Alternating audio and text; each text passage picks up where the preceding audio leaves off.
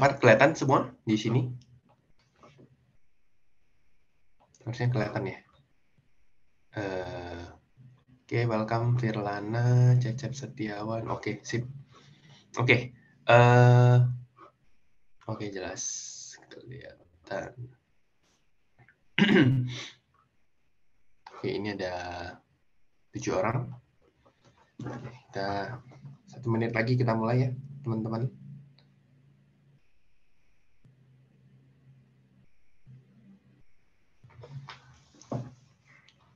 So nanti kalau misalnya teman-teman mau nanya, susah masuknya, iya. Makanya itu masih kan sebenarnya yang ngurusin webnya kan orang luar, bukan. Iya, tadi saya juga lama loading, jadi akhirnya tab di Chrome-nya saya saya close, terus saya buka baru lagi, saya masukin email baru bisa. Iya. Yang ngurusin website itu bukan orang Indonesia soalnya, jadi kerjanya agak susah. Jadi mesti sabar-sabar banget. Jadi yang daftar tuh banyak, cuman kadang tuh mereka nggak bisa masuk ya kayak gini. Tadi saya juga hampir nggak bisa masuk. Oke, kita mulai aja ya. So kalau misalnya teman-teman kelihatan semua, saya mulai ya. Udah aman ya? Oke ya, saya mulai. Oke, selamat datang teman-teman semua. Kita ketemu lagi ya untuk monthly update market ya di bulan Maret ini ya, bersama saya Dian Irawan, dan kita lagi ada di Academy Admirals ya. Kali ini kita akan membahas beberapa topik ya, dan hari ini kebetulan ada materi tentang psikologi trading. So sebelum saya mulai, saya mau disclaimer on dulu ya. Jadi isi presentasi ini didasari oleh analisa teknikal dikombinasi dengan analisa makroekonomi dan aliran dana. Kemudian analis hanya memberikan pandangan tanpa memaksa pembaca atau penonton untuk membeli saham yang dipaparkan dalam presentasi ini. Kemudian segala bentuk kerugian yang terjadi di luar tanggung jawab analis yang memaparkan presentasi ini, mohon untuk analisa ulang sebelum melakukan transaksi pada saham tersebut.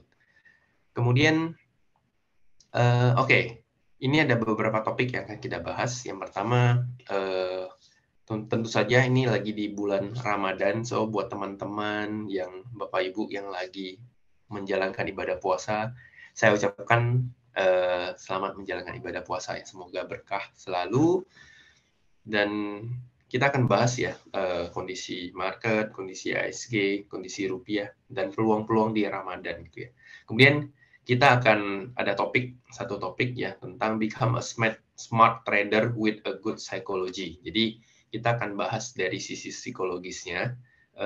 Sometimes orang kebanyakan tuh awal-awal kita belajar itu terlalu fokus sama yang belajarnya analisa teknikal, analisa fundamental gitu-gitu ya. Tapi seiring berjalannya kita di dunia trading, baik dunia trading maupun dunia invest tuh mulai ini apa istilahnya baru ngerasa kenapa orang dengan misalkan trading plan yang sama kita masuk itu, tapi bisa hasilnya keluarnya beda gitu. Nah, itu ada faktor pengaruh ya, ada faktor lain selain yang namanya analisa teknikal dan juga analisa fundamental gitu. Oke, so kita akan bahas dulu dari awal tentang apa yang terjadi dalam sebulan ini ya. Kita bahas sedikit dari global. Kita lihat Amerika Serikat, data ekonomi yang cenderung kuat dan rate cut tertunda hingga Juni 2024. Mungkin kalau nggak salah di bulan lalu saya sempat bilang ini rate cut pemangkasan tingkat suku bunga ini tadinya harusnya Maret ya, sesuai dari data CME Fed Watch Tool-nya, tapi akhirnya bergeser ke Juni. Kenapa? Karena seiring dengan data-data ekonomi yang cukup kuat ya untuk beberapa bulan ini, jadi seems mereka melihat kayaknya masih ada kesempatan untuk menahan tingkat suku bunganya lah gitu. Oke, kita akan lihat monthly market ya. Amerika Serikat GDP yang masih cukup kuat sampai saat ini ya, jadi GDP-nya mereka juga masih cukup bagus. kalau kita lihat walaupun sebenarnya belum balik ke sebelum pandemi ya. Cuman so far GDP-nya mereka masih di 3,6 apa 3,6 apa 3,4, sorry, takut miss. Jadi dia ada masih di kisaran 3,6, 3,4, jadi masih cukup oke buat mereka walaupun mereka belum balik ke level 6% ke atas gitu ya. Kemudian kalau kita lihat begitupun sama data-data terakhir ya. Ini data-data yang saya ambil dari minggu ini. Kita akan lihat Amerika sendiri itu core inflation untuk bulan Februarinya masih cukup strong. Aktualnya masih naik 3,8, sebelumnya sorry, ini ada sedikit penurunan ya. Sorry, bukan kenaikan, tapi core inflation-nya masih secara year on year masih terkoreksi, turun 0,1 ya. Kemudian monthly-nya yang naik, month to month-nya yang masih naik. Kemudian inflation rate-nya, inflasi secara keseluruhannya, dalam artian inflasi melibatkan food and energy, itu masih terjadi kenaikan. Tapi secara core-nya masih mengalami penurunan. Tapi ini masih dianggap sebagai inflasi yang cukup kuat karena sedikit ada kenaikan. Kemudian inflasi ini juga didukung sama kenaikan dari Price Production Index atau PPI ya. PPI-nya juga ikutan naik gitu. Nah, PPI-nya bahkan naiknya cukup tinggi ya, 0,6%, dan previous-nya 0,3% gitu. Kemudian kemarin juga didukung retail sales. Retail sales-nya previous-nya minus ya. Kemudian konsensusnya sebenarnya naik. Nah, retail sales-nya itu malah masih menguat gitu, 0,6%. Artinya dari data-data ini tuh sejalan lah. Retail sales-nya bagus, inflasinya naik, PPI-nya juga naik gitu. Kemudian initial jobless claim-nya yang ini juga mendukung ya, turun ya initial jobless claim-nya dari yang tadinya 210.000, kemudian di minggu ini kan kalau initial jobless claim itu per minggu ya, per minggunya turun, per Maret tanggal 9 ini turun. Kemudian kalau kita lihat core PPI-nya juga masih 2% ya, jadi masih cukup kuat. Kemudian PPI secara year on year-nya untuk Februari itu juga masih naik gitu. Jadi secara data ekonomi itu masih mendukung banget gitu. Masih cukup mendukung ya. So sorry. Masih cukup mendukung banget untuk the Fed untuk menahan tingkat suku bunga. Jadi nanti juga saya jelasin kenapa selalu ngomongnya suku bunga gitu ya. Dan kenapa nanti juga akan kita bahas kenapa market ketika data ekonomi bagus malah sahamnya turun gitu. Nanti kita bahas. Oke. Nah, pas banget. Pertanyaan, kenapa saat data bagus, indeks saham mereka tuh pada turun, termasuk Eropa gitu-gitu ya. Karena apa? Karena yang pertama adalah karena yang pertama itu adalah suku bunga, masalah suku bunga. Jadi market yang saat ini sebenarnya kalau kita belajar teori ekonomi gitu-gitu ya, itu sebenarnya kan kalau kita cuman telan mentah-mentah teori ekonomi itu terus kita apply-in ke kenyataan ya, itu agak kadang tuh nggak nyambung gitu. Kadang-kadang tuh nggak nyambung. Nah, kadang tuh nggak nyambung. Nah, pertanyaannya kenapa saat data bagus, indeks saham mereka malah turun gitu.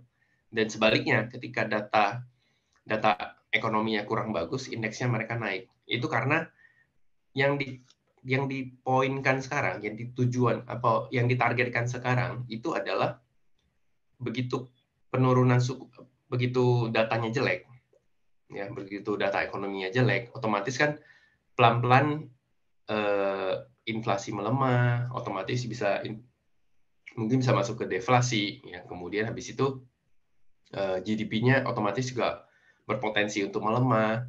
Kalau sampai GDP-nya minus, nah otomatis perlambatan ekonomi lagi. Nah, mau nggak mau kan mereka harus istilahnya harus pemangkasan tingkat suku bunga, karena kalau suku bunga yang terlalu tinggi itu akan menjadi terlalu beban untuk perusahaan-perusahaan, ya. Kemudian untuk kredit properti lah, kredit kendaraan lah, segala macam berhubungan dengan peminjaman itu bunganya kan terlalu tinggi. Nah, sehingga itu membuat kita semua sebagai masyarakat itu susah buat memutar uangnya. Kadang sampai sekarang maksudnya kalau ekonominya melambat kan, terus suku bunganya tinggi kan, otomatis kita itu jatuhnya lebih ngerem, lebih nggak mau spending, mungkin lebih fokusnya ke invest gitu. Investnya pun mungkin kalau di Amerika kita deposito 5-6% itu masih dapat lah gitu ya setahun. Nah, mungkin kecenderungannya itu mereka menahan uangnya mereka gitu ya. Jadi itu membuat ekonomi itu pelan-pelan melambat gitu. Jadi yang namanya pergerakan ekonomi, data ekonomi itu tuh sebenarnya harus seimbang.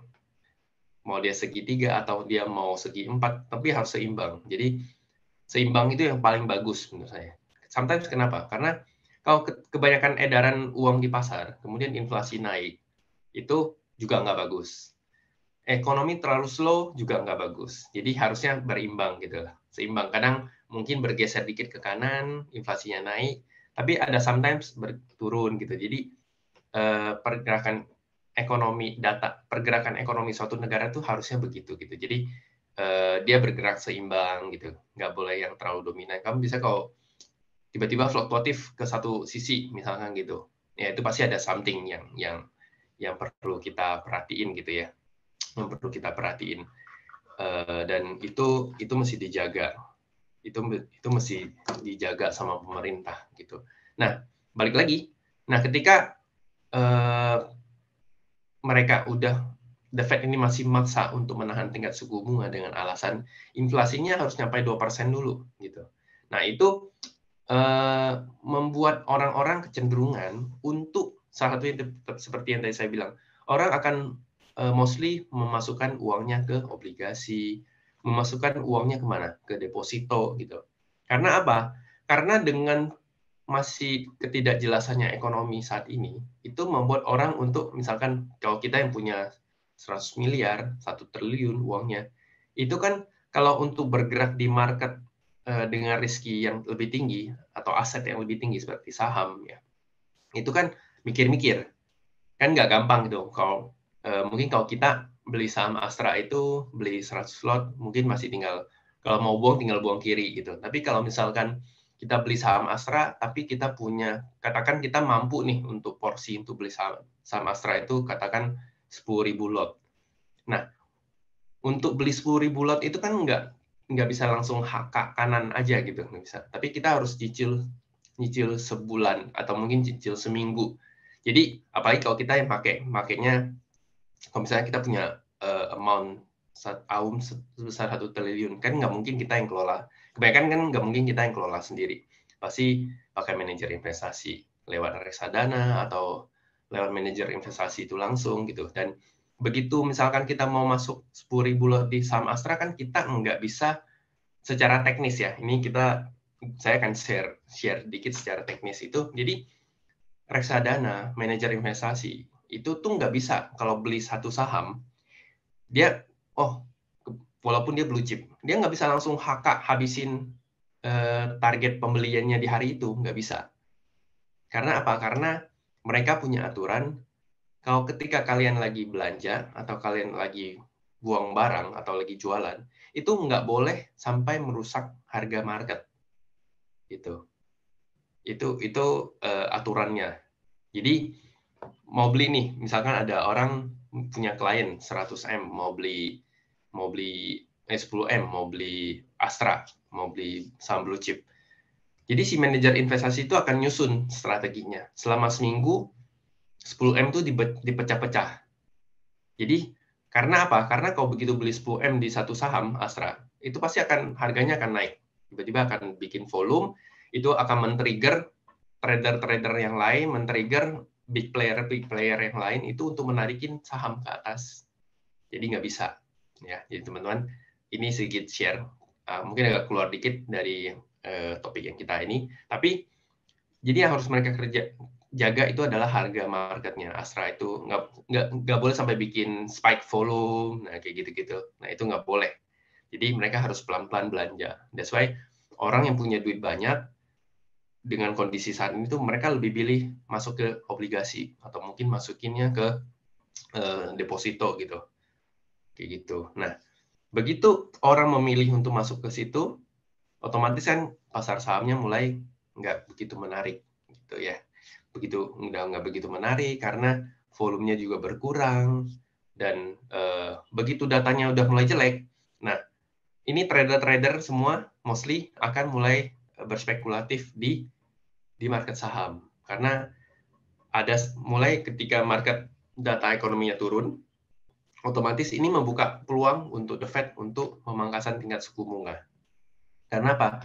Karena makin turun, satu sisi ekonominya akan resesi, ya kita ngomong resesi itu bukan sesuatu yang wah gila parah gitu, enggak. Tapi secara teori ya, kan resesi itu dicatat satu kondisi negara akan terjadi resesi itu adalah ketika GDP-nya 2 kali minus, ya secara teori, secara tolak ukur lah. Nah, begitu 2 kali GDP-nya minus, ya udah mereka pasti akan menyatakan dirinya resesi gitu. Nah, begitu resesi, pemerintah itu terutama mungkin the Fed itu harus mikir lagi, apakah saya harus quantitative easing lagi atau gimana ya pelonggaran secara fiskal maupun moneter gitu ya. Nah, itu malah nambah kerjaan. Akhirnya mau gak mau yang mereka lakukan adalah pemangkasan tingkat suku bunga. Nah, begitu suku bunga dipangkas, kan bunga pinjaman, bunga kredit, bunga apa sama pasti turun kan. Nah, begitu turun, orang yang tadi duitnya di deposito mulai keluar nih, nyari risky aset yang fundamentalnya bagus. That's why di market outlook kemarin saya bilang bahwa tahun ini tuh akan banyak saham-saham yang valuasinya bagus, itu akan diincar sama investor-investor gede. Kenapa? Karena begitu obligasinya udah mulai dijual-jual sama mereka ketika pemangkasan tingkat suku bunga turun, duit dari obligasi yang keluar, nah itu yang pertama mereka sasar adalah saham-saham dengan fundamental yang bagus. Sebenarnya ini udah mulai kalau di ISG. Kenapa? Kita lihat aja banking-bankingnya kita. Dengan tingkat suku bunga BI masih 6%, ya, otomatis itu menciptakan laba keuntungan yang gede di bank, dan otomatis yang mereka lihat, terutama mungkin investor asing ya, yang mereka incar itu adalah salah satunya adalah banking. Karena mereka dengan suku bunga yang cukup tinggi, otomatis labanya juga akan dicetak lebih banyak dan otomatis profitnya juga gede. Jadi mereka itu yang mereka sasar gitu. Gitu. Oke. Nah, jadi yang difokuskan saat ini itu adalah mereka berharap, market tuh berharap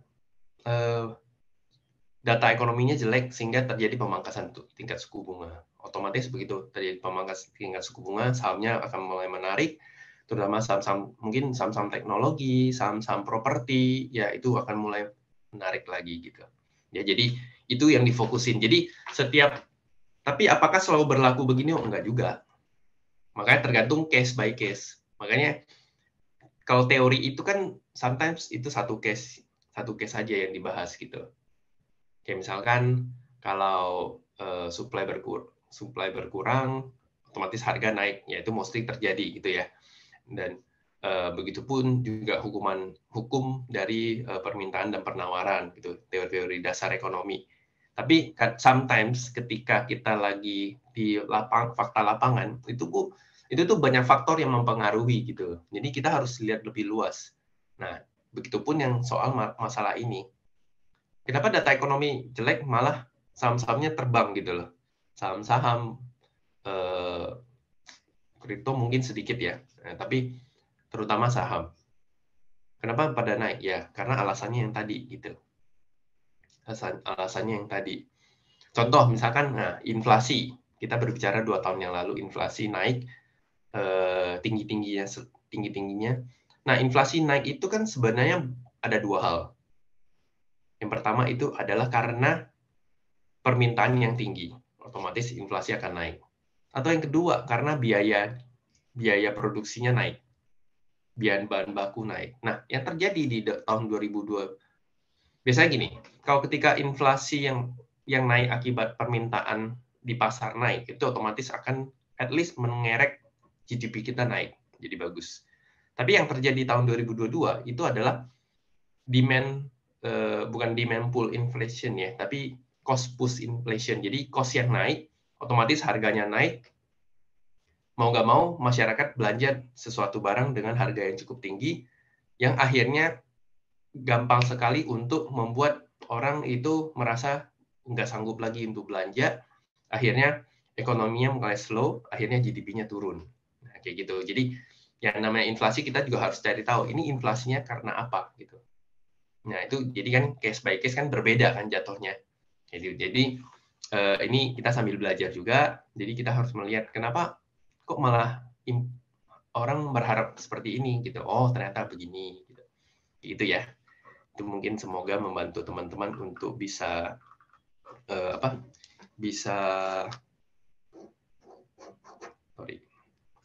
bisa lebih mengerti. Nah, kalau misalnya ada yang tidak mengerti, mau tanya langsung di kolom komentar boleh, atau mungkin di tanya jawab juga boleh ya, di kolom komentar langsung. Mungkin sampai di sini ada yang mau bertanya dulu? Kita mungkin ngobrolnya agak santai ya. Silakan ya kalau misalkan ada yang mau bertanya. Kalau nanti mau bertanya soal saham juga boleh. Nanti saya juga akan share ya. Soal saham. Oke, kalau masih belum ada, kita lanjut dulu. Oke.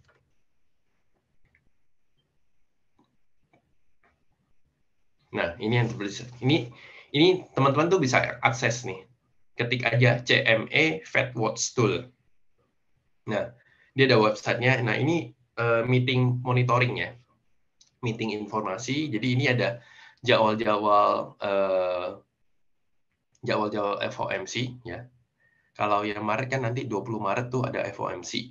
Kemudian baru FOMC lagi di 1 Mei dan 12 Juni. Nah, kebetulan yang 12 Juni itu punya potensi pemangkasan tingkat suku bunga itu sebesar 57,3%.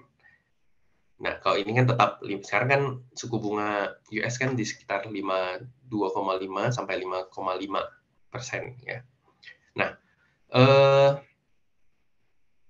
di bulan Juni ini mereka mulai meningkat, mulai ada kepercayaan bahwa potensi mereka mengekat suku bunga itu ada di bulan Juni gitu ya. At least mereka memotong sekitar 25 basis point. Gitu. Oke. Ini ya tadi ya. Jadi ada target penurunan pada bulan Juni. Oke, kita lanjut. Oke, nah kita akan bahas Indonesia ya. Indonesia kalau kita lihat pemilu udah lewat tanpa gejolak yang berarti ya, dan dalam tanda kutip misalkan gejolak yang kayak gimana kok gitu kan, toh maksudnya di berita banyak berita kecurangan lah segala macam, maksudnya gejolak yang berarti itu sampai demo besar-besaran, sampai ada mungkin isu bakal demo di mana gitu. Nah itu yang dianggap sebagai pemilu yang bergejolak gitu ya. Kemudian inflasi yang stabil di kita masih cukup stabil dan memasuki bulan Ramadan. Nah, bulan Ramadan ini salah satu event event yang bisa mendorong perekonomian kita di selama mungkin sebulan sampai 2 bulan gitu ya. Dan kita bahas satu. Nah, Indonesia pemilu kali ini terhitung kondusif ya, dengan perbedaan suara yang cukup jauh saat ini, sehingga setidaknya secara uncertainty ya, ketidakpastian itu berkurang dan membuat market cenderung aman. Jadi market itu terutama investor asing ya. Investor asing itu nggak terlalu suka sama yang namanya sesuatu yang tidak pasti gitu, sesuatu yang tidak jelas. Jadi mereka nggak terlalu suka sama sesuatu yang kurang jelas gitulah. Jadi kalau sesuatu, misalkan data ekonominya masih belum, sesuatu data politiknya masih belum jelas, ya mereka punya kecenderungan nggak terlalu mau melibatkan uang yang terlalu banyak ke satu market gitu. Jadi mereka akan cenderung lebih lebih safe, lebih wait and see gitu-gitu. Nah, begitu ada satu negara udah mulai jelas nih, at least politiknya jelas, nah mereka akan mulai pelan-pelan injek duit lagi ke negara tersebut gitu. Oke, lanjut. Kita akan lihat dari Indonesia ya. Kemudian inflasi sejauh ini masih bertahan walaupun ada sedikit kecenderungan menurun, namun inflasi akan naik selama periode puasa dan lebaran. Nah, jadi walaupun sebenarnya kalau kita lihat dari Maret kemarin tuh inflasi kita cukup tinggi, kemudian pelan-pelan turun dan kita cukup stabil di level sekitar 2 sampai 3 ya. Nah, ini mau dianggap agak slow, iya benar, agak cenderung. Mungkin teman-teman Bapak Ibu di sini juga merasakan ya, yang namanya merasakan saat ini itu kok bisnis rada agak sepi, kemudian ekonomi nggak terlalu begitu memutar. Ya mungkin kalau Bapak Ibu yang jualan barang-barang yang mungkin berkaitan sama Ramadan, sama Lebaran, itu mungkin saat ini lagi naik-naiknya gitu ya. Tapi kalau yang nggak berkaitan sama Lebaran sama Ramadan, pasti mulai merasakan penjualan yang turun gitu. Yaitu karena memang per September juga inflasi kita cenderung lebih landai gitu. Nah, kalau kita lihat GDP kita sendiri juga masih bertahan ya di level 5%, dengan target pemerintah untuk tahun 2024 tuh di sekitar 5,2%. Jadi per 2021 Q3 itu GDP kita masih bertahan di sekitar 4-5% ya pergerakannya. Dan itu masih dikategorikan positif lah untuk GDP-nya kita. Kemudian kita akan lihat dari sisi Indonesia suku bunga. Nah, suku bunga kita tuh saat ini masih di level 6%. Dan kita itu masih harus lebih tinggi. Karena rating kita kan di bawah rating ininya kita kan di bawah ini ya, di bawah negara-negara maju lah, di misalkan kayak Amerika, Jepang gitu-gitu. Otomatis dengan rating kita yang masih di bawah, otomatis yang harus kita tawarkan itu adalah tingkat imbal hasil yang lebih bagus gitu. Jadi 6% dibanding misalkan tadi di US itu kan sekitar 5%. Nah, kita 5,25% sampai 5,5%. Jadi ada spread sekitar 0,5% atau 50 basis poin. Nah, itu yang saat ini dijaga sama BI gitu. Karena kenapa? Karena begitu kalau tingkat suku bunga nggak dinaikin, satu sisi ya memang memberatkan perusahaan-perusahaan kita yang ada di Indonesia, kemudian memberatkan kita-kita yang mungkin lagi ada kredit KPR, kredit kendaraan bermotor gitu-gitu ya. Tapi di sisi lain BI juga harus mempertimbangkan rupiah kita. Kalau kita enggak ini ya, di sisi rupiah, kalau BI enggak naikin suku bunga mereka, itu akan melemahkan rupiah kita terhadap mata uang asing. Karena tingkat imbal hasilnya kita nggak menarik gitu. Udah negara berkembang, terus tingkat suku bunganya rendah, nah itu berarti membuat si mata uangnya jadi lemah gitu. Jadi yang harus dijaga sama BI mungkin sedikit berkorban di dalam domestik, tapi di sisi lain mempertahankan rupiah kita. Walaupun sebenarnya rupiah kita juga masih bergerak di level ini ya, di level 15.500-an, 15.600-an yang cenderung bisa naik sampai 16.000 gitu ya. Tapi ada yang kemarin diambil aksi oleh BI, ini cukup menahan rupiah kita nggak melemah lebih dari di atas 16.000 gitu. Jadi ini 50-50 lah. Ini mau nggak mau BI harus mengambil tindakan itu gitu. Oke. Dan ketinggalan. Dan kapan akan turun kok? Nah, kalau saya bilangnya tunggu the Fed-nya akan mulai pemotongan tingkat suku bunga. Begitu the Fed-nya memotong tingkat suku bunga, otomatis di hampir semua negara itu akan mengikutinya gitu. Termasuk kita. Ya. Oke, Indonesia dari suku bunga BI rate masih bertahan. Oh sorry, ini ke double. Oke, kita akan coba lihat indikator. Tadi kita udah bahas ya beberapa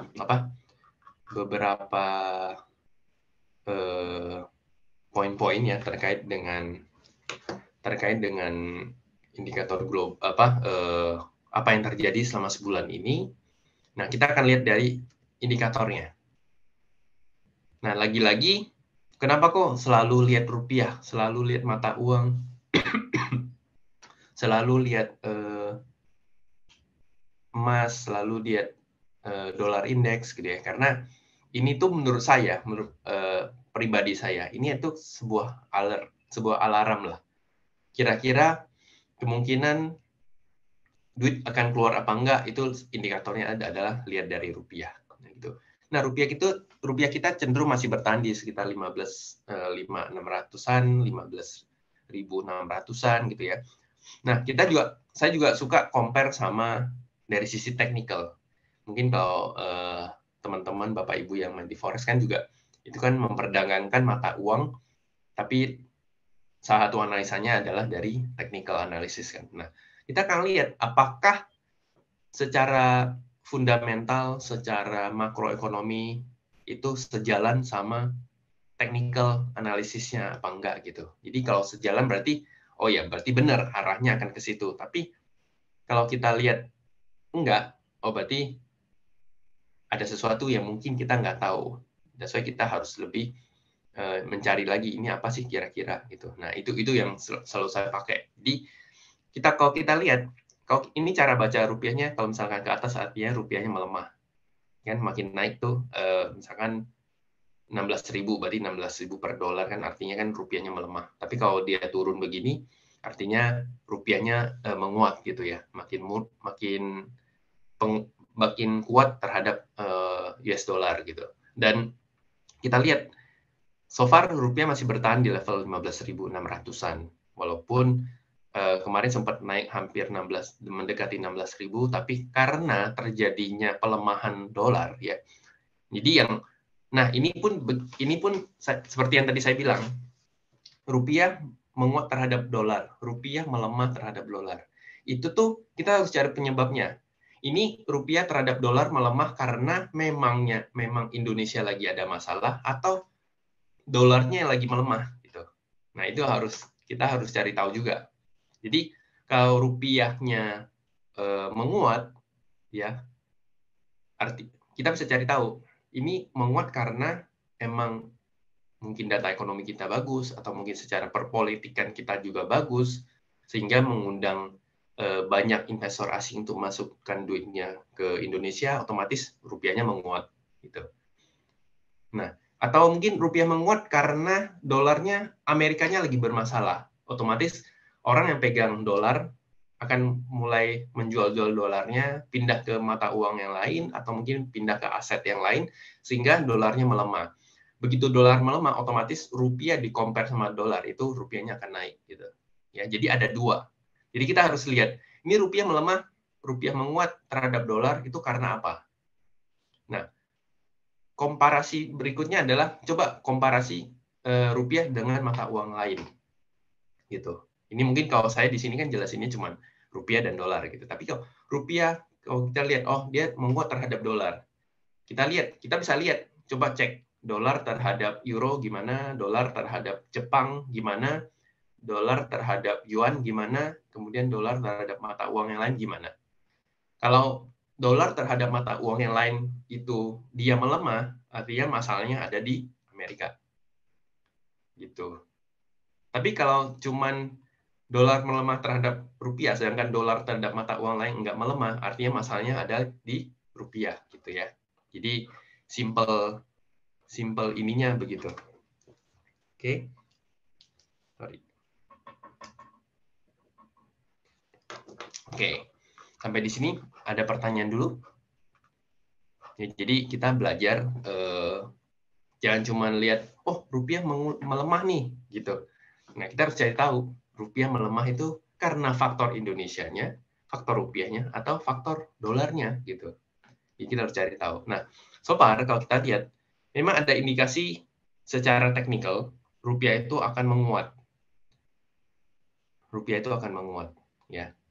Nah, nanti kita akan bahas satu-satu karena saya juga akan bahas dolar indeksnya juga. Nah, akan ada kecenderungan rupiah itu bisa menguat. Mungkin mungkin sebulan atau 2 bulan ini gitu ya. Nah, kita sekarang lihat dolar indeks. Dolar indeks, nah kalau dolar indeks lihatnya lebih normal ya. Dalam artian kalau dia naik begini, artinya dolar indeksnya menguat. Diksinya menguat ya. Nah, kalau misalkan dia jebol ke bawah, berarti diksinya DXY-nya akan melemah gitu.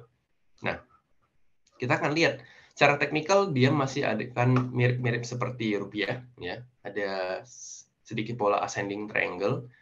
Nah, ascending triangle, symmetrical triangle, descending triangle, apalagi itu pola-pola yang netral dalam artian dia bisa aja nembus atas atau dia bisa aja nembus bawah gitu. Jadi itu pola secara teknikal tuh pola netral. Jadi kalau misalnya kalian ketemu yang namanya pola begini ascending triangle itu belum tentu dia akan uptrend gitu. Dia aja belum tentu akan uptrend karena ada potensi dia bisa downtrend gitu.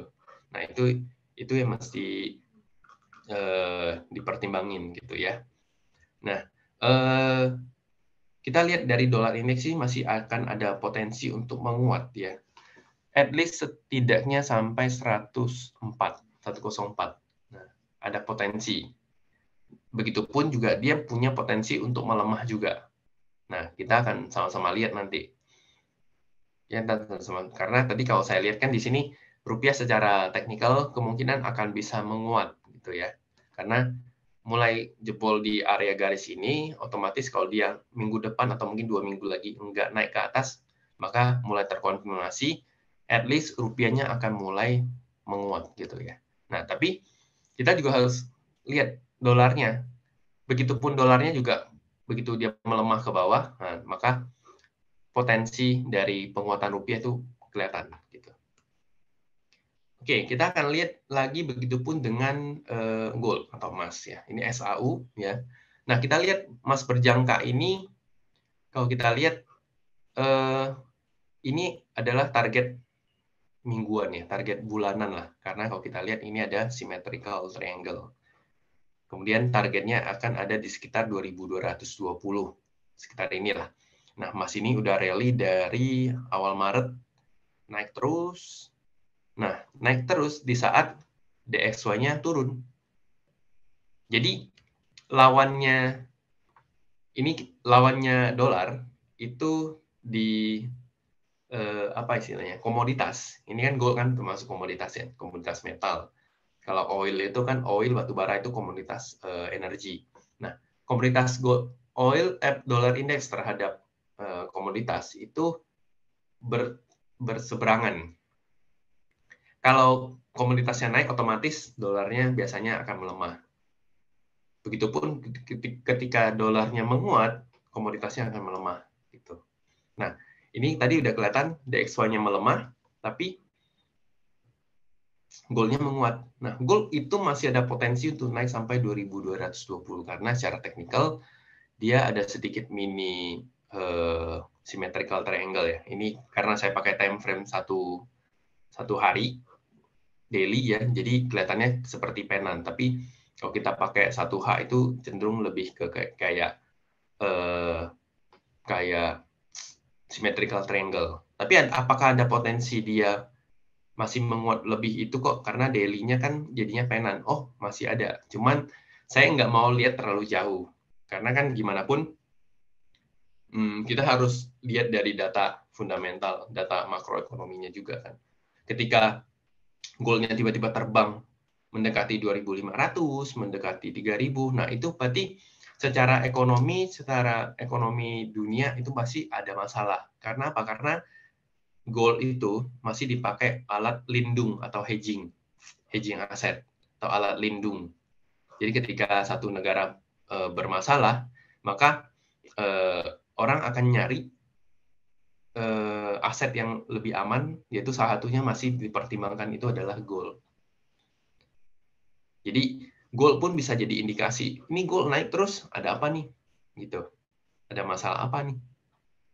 Jadi mungkin kalau yang Bapak Ibu di sini trading forex atau kebetulan trading gold, ya senang-senang aja naik gitu. Cuman buat kita mungkin yang awam, ini kita takut sebenarnya ada masalah apa nih?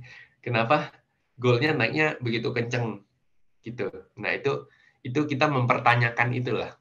Karena biasanya kalau gold tiba-tiba naik kencang itu pasti ada indikasi sesuatu di entah itu di market secara global ataupun market secara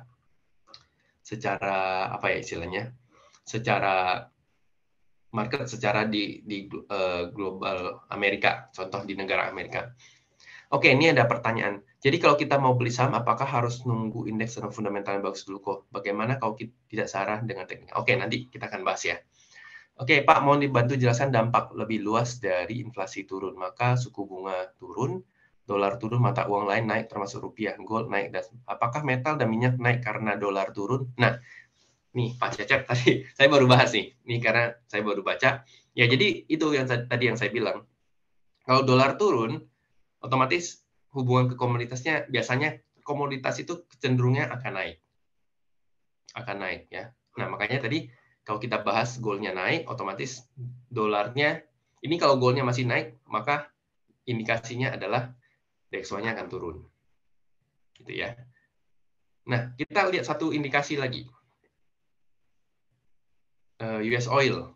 Ini oil mentah, minyak mentah. US oil. Nah, US oil secara teknikal itu udah mulai break namanya ascending triangle ini. Maka ada potensi minyak itu akan rally lagi. Rally mendekati mungkin sekitar 90 targetnya. Nah, begitu ada indikasi US oil-nya akan naik ke atas, otomatis balik lagi dolarnya memiliki kesempatan untuk melemah. Balik lagi pertanyaan dari Pak Cecep. Balik lagi ke pertanyaan Pak Cecep tadi ya. Apakah metal dan minyak naik karena dolar turun dan hubungannya ke komoditas dana lain gitu. Berarti ada hubungannya gitu. Dan dampak lebih luas dari inflasi turun, maka suku bunga akan turun, dolar turun, mata uang lain naik ya. Ya seperti yang tadi awal saya jelasin. Begitu the Fed dampak inflasinya mulai turun, otomatis kan ada indikasi GDP-nya melemah karena daya beli orang segala macam mulai melemah. Gitu ya, melemah, maka akan ada potensi yang namanya resesi. Nah, untuk mengatasi kondisi ekonominya nggak sampai resesi, salah satunya adalah dengan menurunkan tingkat suku bunga. Otomatis menurunkan tingkat suku bunga, kalau menurunnya terlalu tajam, otomatis itu akan membuat dolarnya lemah terhadap mata uang lain. Kayak gitu ya. Kayak gitu indikasinya. Tapi ada potensi juga nggak bikin dolar itu melemah terlalu dalam. Karena balik lagi, kita lihat, kalau misalnya tingkat suku bunga dipotong, duit dari obligasinya turun, keluar, otomatis yield obligasi kan naik. Karena harganya turun. Nah, harga naik, harganya turun, yield-nya naik. Ini duit belum tentu keluar dari Amerika. Bisa aja dia dari obligasi pindah ke saham. Berputarlah di saham, sahamnya naik. Nah, makanya tadi saya bilang indikasinya kita juga harus lihat saham-saham yang di US. Indeks-indeks sahamnya naik apa enggak. Jadi banyak ya sebenarnya kalau kita bedah satu-satu tuh faktor-faktornya tuh banyak gitu teman-teman. Jadi nggak cuma seperti yang suka diajarin orang-orang di buku gitu ya, simpelnya enggak. Tapi sebenarnya kalau kita mau bahas secara realnya, itu semuanya berkaitan gitu. Semuanya akan ada hubungannya lah. Ada faktor triggernya gitu. Oke, nah ini yang peserta anonim. Ini nanti saya akan bahas ya, karena ada ininya. Oke. Kalau harga komoditas naik, inflasi naik lagi, suku bunga naik lagi, sebaiknya suplai komoditas yang dinaikkan agar suku bunga turun. Nah, iya betul. Jadi Tergantung harga komoditas naik itu faktornya apa. Gitu ya. Faktornya apa? Mungkin harga komoditas naik dengan stabil itu dapat memicu inflasinya naik lagi. Nah, begitu memicu inflasinya naik lagi, kalau naiknya signifikan apa enggak itu masih kita pertanyakan. Nah, untuk menahan harga komoditas enggak naik terlalu signifikan dalam waktu singkat, harus diajar dengan suplai komoditas yang gede gitu. Menaikkan suplainya, otomatis menaikkan suplai, kenaikan harganya akan mulai tertahan. Kayak gitu, Pak Bowo. Ini selesai. Kayak gitu ya. Oke, kita lanjut dulu ya sebelum nanti kita yang ini nanti akan saya bahas. Kalau mau saya bahas boleh sih. Bentar. Semoga Donald Trump menang. Ya, Trump menang sehingga ada solusi perang Rusia Ukraina. Tapi biasanya Donald Trump kalau menang, yang perang lagi nanti Amerika sama China, Pak. Ini yang kita alami lagi ntar di tahun seperti ini tahun 2018-2019 perang dagang. Jadi kalau kita mau beli saham, apakah harus nunggu indeks dan fundamentalnya bagus dulu kok? Bagaimana kalau tidak searah dengan teknikal? Oke, gini, gue bahas singkat. Ada 3 hal ya. Ada 3 hal sebenarnya, antara fundamental, technical, dan satu lagi flow. Fundamental bagus belum tentu bisa langsung men-trigger harga naik. Otomatis belum bisa men-trigger secara teknikalnya naik. Gitu. Fundamental bagus, technical bagus, belum tentu ada duitnya masuk. Ini kan kita berbicara money flow ya, aliran uang. Kan satu harga saham itu bisa naik karena ada apresiasi dari entah itu trader, entah itu investor, yang menciptakan money flow, aliran uang gitu. Ya mungkin kalau di sini sebutnya bandarmologi lah, ya money flow. Kalau ini bagus, ini nggak ada, tetap aja nggak jalan, nggak kemana-mana ini saham. Gitu. Tapi ada juga fundamentalnya jelek, teknikalnya bagus, ada flow, naik barang. Naik itu barang pasti naik gitu. Gitu. Fundamental bagus, money flow-nya ada, otomatis kalau money flow-nya inflow, pasti harganya bagus, teknikalnya mendukung gitu. Jadi jangan selalu menganggap fundamentalnya bagus itu harganya langsung terbang, belum tentu. Mau nggak mau harus nunggu trigger ini, inflow. Inflow ini tuh kunci dari untuk menggerakkan, untuk membuat si teknikal ini bagus. Gitu.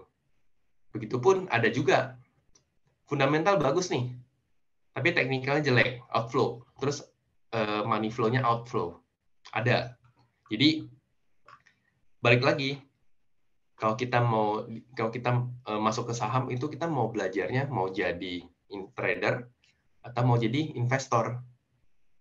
Karena kalau kita mau jadi investor, otomatis yang kita kuatkan itu adalah fundamentalnya. Otomatis ketika barang harga sahamnya turun, kita nggak takut.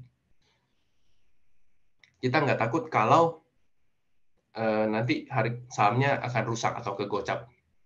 Karena apa? Karena ada fundamental yang mendukung. Bisnisnya bagus nih, bisnisnya berkembang.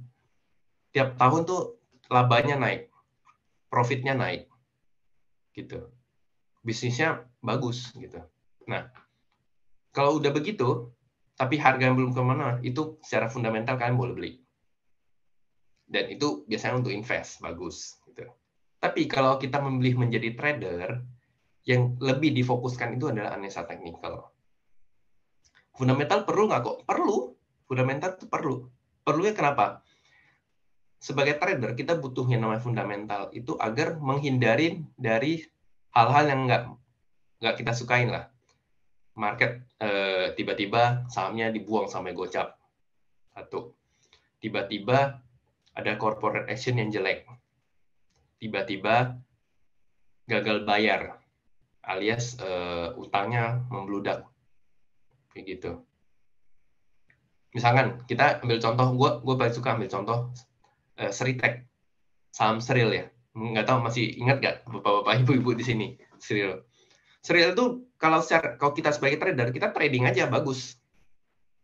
Tapi tiba-tiba kalau kita nggak pelajarin fundamentalnya, kita nggak akan tahu kalau Seril ini punya beban utang yang gede.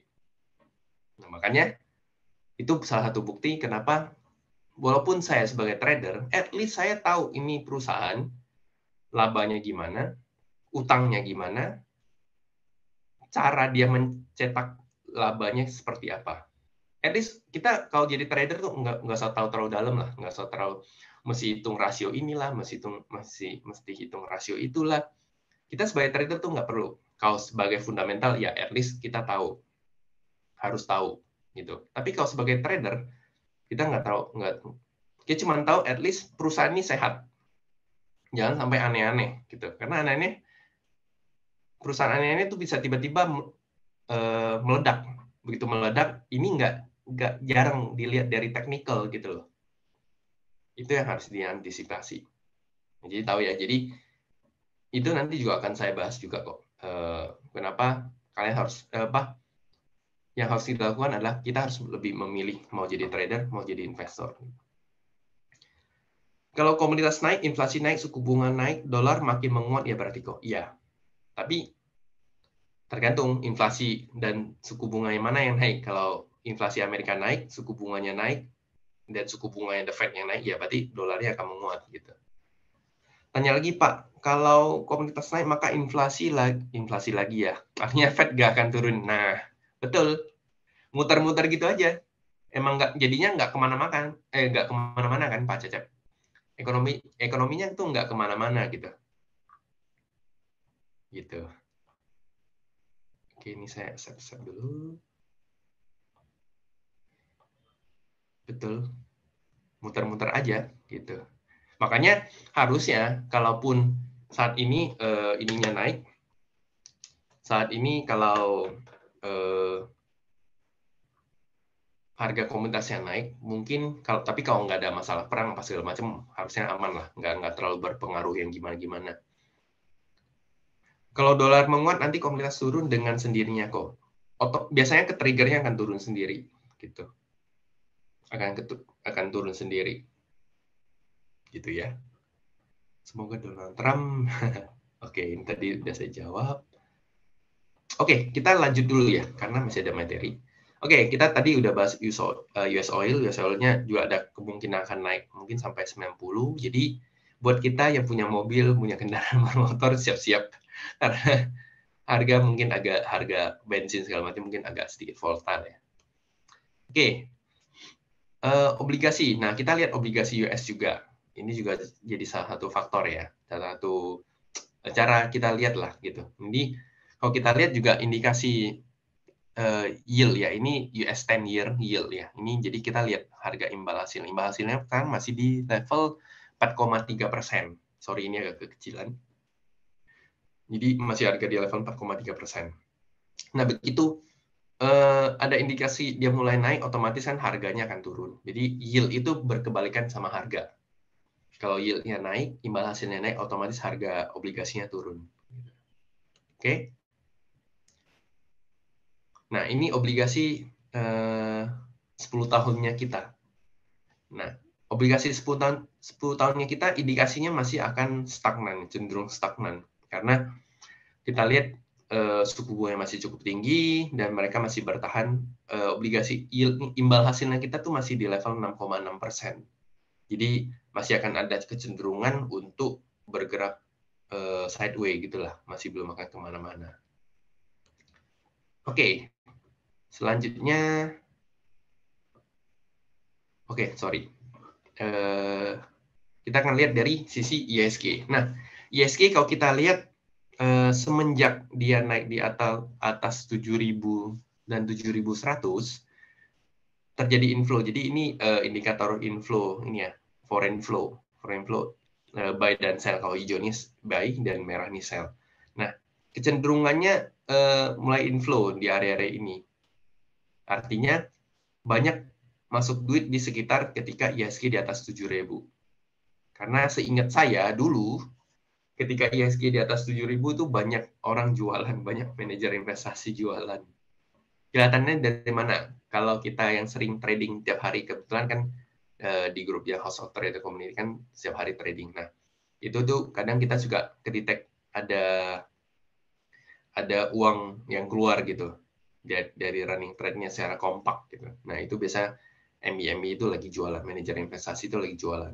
Nah, begitu dia udah ditarik sama brand, saya ingat banget nih, ISG itu naik ke 7.000 tuh karena kan salah satunya aman dan brand. Dan nah begitu udah running cukup kuat di atas ini, faktor beberapa ekonomi, data-data ekonomi cukup bagus, politiknya juga cukup bagus, akhirnya ISG bisa kuat di atas 7.000 gitu ya.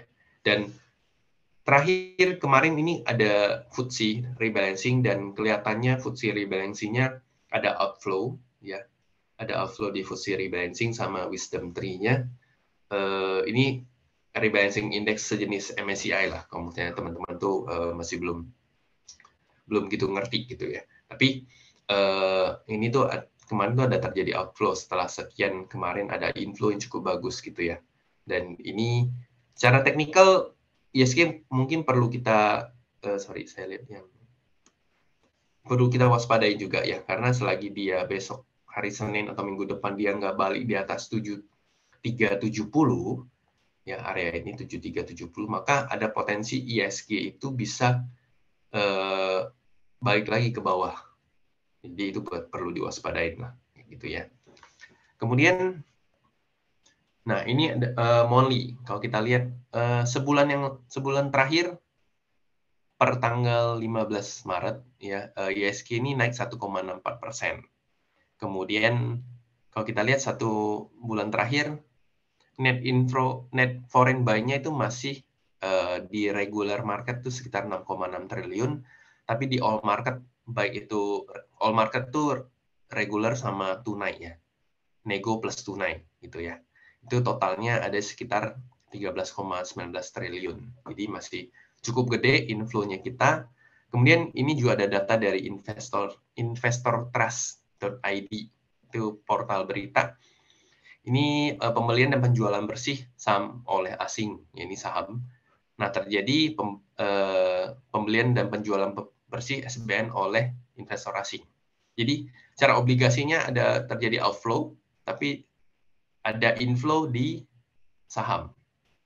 Jadi, kelihatannya mungkin pelan-pelan mulai pindahin duit dari obligasi ke saham. Saham apa kok yang diincar? Ya, tadi yang saya sebut. Atau mungkin sebulan lalu saya sudah sebut saham-saham yang fundamentalnya bagus, mungkin salah satunya yang kelihatan itu adalah dari banking gitu, dari banking ya. Jadi masih cukup oke. Nah, peluang saham di bulan Ramadan, mungkin kita akan lihat kalau kita bahas secara umum ya, apa sektor yang menarik? Ya biasa yang kelihatan di saat bulan Ramadan itu adalah consumer cyclical, kemudian consumer non-cyclical, kemudian infrastruktur. Jadi tiga sektor ini yang mungkin cukup menarik ketika menjadi sentimen ya. Menarik dalam artian sentimen yang mungkin yang bisa membuat saham-sahamnya bergerak gitu. Jadi biasanya kalau dari Januari sampai Maret itu bulan-bulannya bank lagi naik, banking tuh lagi naik. Karena ada dividen, ada corporate action. Nah, begitu dividennya udah lewat, banking yang udah mulai turun, biasa tuh menjelang bulan puasa, lebaran. Nah, yang naik itu biasanya, yang gantian itu adalah sektor-sektor ini, consumer cyclical maupun non-cyclical, dan infrastruktur. Gitu. Ini by the way teman-teman kalau ada yang mau bertanya, bisa di kolom tanya jawab ya. Pak, kalau mau tahu data supply, data demand, komoditas di mana ya websitenya? Biasanya saya lihat di investing.com, kemudian di trading economic itu juga ada kok. Oke. Kita balik lagi. Nah, consumer cyclical itu ada apa aja? Nanti kita termasuk saya akan bahas beberapa saham yang menarik, termasuk yang ada di pembahasan kita kali ini. Nah, sampai di sini ada pertanyaan sebelum kita lanjut ke sesi soal psikologi trading. Mungkin ada pertanyaan dulu. 4 Big Bangs dan Akra. Oke, nanti saya jawab ya, Pak Yusuf. Ada pertanyaan? Bisa di kolom komentar, kolom obrolan, atau mungkin langsung ditanya jawab juga boleh. Silakan.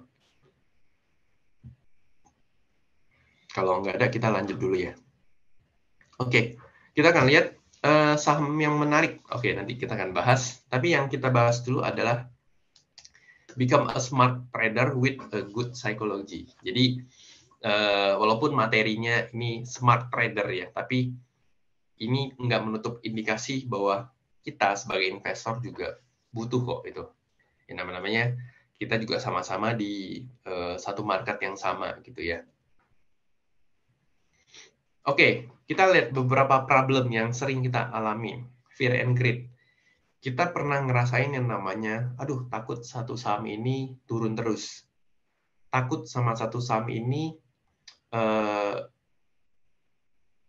begitu baru naik udah langsung turun.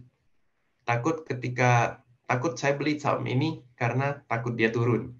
Banyak tuh takut-takut turunnya. Kemudian takut untuk TP-nya di mana, bingung.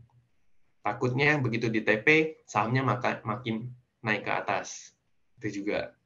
Kemudian takut apa lagi? Takut ketinggalan. Lihat orang cuan di saham ini, di koin ini, di aset ini, kita takut ketinggalan, akhirnya kita FOMO. Gitu ya. Greed. Jadi perasaan takut itu kita lebih sering ngerasain lah dalam trading, dalam invest gitu ya. Kita lebih gampang menyadari yang namanya rasa takut. Saya takut nih, nanti misalnya kita lagi pegang barang. Sabtu Minggu, aduh, misalnya kita lagi pegang Medco lah, contohnya. Tiba-tiba Sabtu Minggu, oilnya terjun bebas. US oil tadi contohnya tuh lagi terjun bebas. Otomatis kita apa? Muncul perasaan takut. Aduh, gimana ya? Senin Medco gue gimana nih? Baru masuk tadi Jumat sore. Kepikiran, takut ya. Nah, itu lebih sering kita rasain yang namanya ketakutan. Kemudian greed. Greed itu justru adalah perasaan yang sometimes jarang banget kita sadarin. Greedy itu, rasa rakus itu sebenarnya lebih jarang kita sadarin ketimbang perasaan takut gitu. Nah, greedy itu biasanya indikasinya munculnya begini. Wih, cuan terus nih. Tahu gitu, tadinya misalnya masuk 100 lot di satu saham. Kemudian karena cuan udah 3-4 kali, 5 kali secara berturut-turut cuan terus. Mulai masuk lebih gede. Mulai asal-asalan masuknya. Karena, gue udah cuan 5 kali berturut-turut. Yang ke-6, ke-7, ya udahlah. Lihat sedikit, analisanya udah mulai berkurang, masuknya lebih gede. Nah, itu contoh-contoh udah mulai rakus. Cuan 5 kali, mau gebu-gebu kan rasanya. Pas kebayang dong, cuannya 5 kali berturut-turut tanpa cut loss. Otomatis pasti mulai ada perasaan menggebu-gebu, bisa nih gue trading saham nih. Nah, mulai yang ke-6, ke-7, ke-8, ke-9, nah ini udah mulai masuk ke fase greedy. Jadi, biasanya ini yang kita alami, fear and greed. Kemudian, selanjutnya, maunya menang. Kita nggak mau tahu, yang penting gue maunya profit. Mau profit, mau menang. Gue nggak peduli. Gue nggak mau loss, nggak bisa. Kita nggak bisa begitu kan. Gue maunya menang nih, gue maunya profit terus. Gue nggak mau loss gitu. Kalau loss, gue salahin orang. Gitu. Jadi biasanya yang namanya kita sebagai investor, sebagai trader pada awal-awalnya itu kita masih punya dibalut sama perasaan-perasaan seperti ini. Maunya cuma profit. Kemudian satu lagi problem kita adalah tidak memiliki trading plan. Itu yang ribet. Sebentar ya, sorry teman-teman. Bentar ya.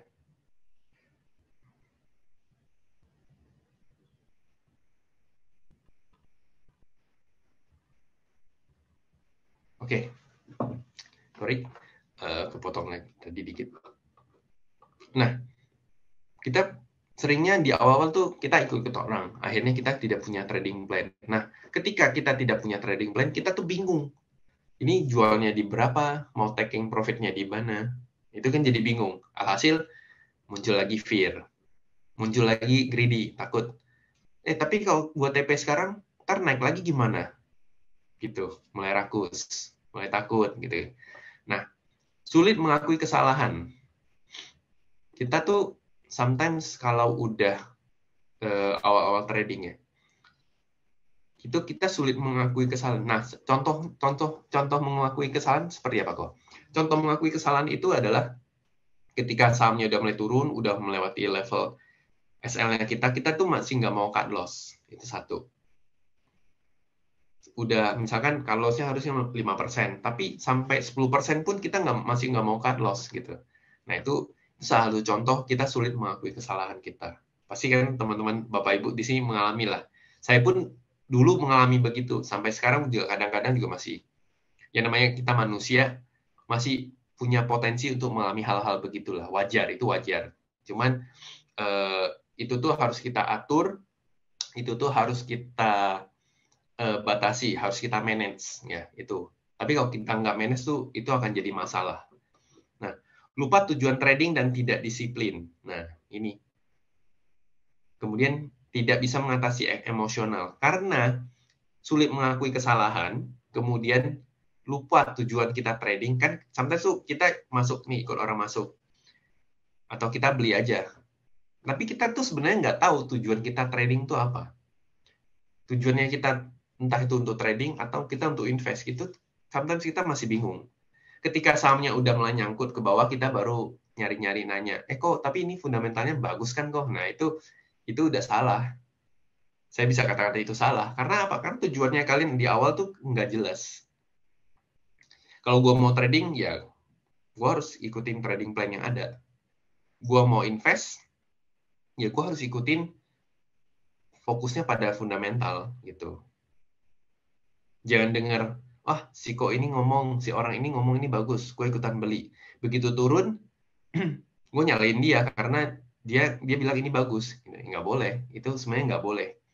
Gimana pun mereka share, itu kan sebenarnya adalah faktor-faktor di luar kontrol kita. Jadi di dunia trading, di dunia mungkin kehidupan kita, kan ada hal-hal yang kita nggak bisa kontrol, ada hal-hal yang kita bisa kontrol gitu. Orang ini mau pom-pom saham ini, tapi kalau kita bisa mengendalikan diri kita, ya kita nggak akan terganggu sama pom-poman ini gitu. Tapi kalau ini pom-pom berjalan dan kita nggak bisa ngatur diri kita ikutan, kita masuk ke perangkapnya. Kayak gitu. Jadi, kita bisa ngontrol apa yang kita bisa kontrol, dan ketika sesuatu yang nggak bisa kita kontrol, ya udah kita bisa abaikan gitu loh. Nggak usah lihat gitu.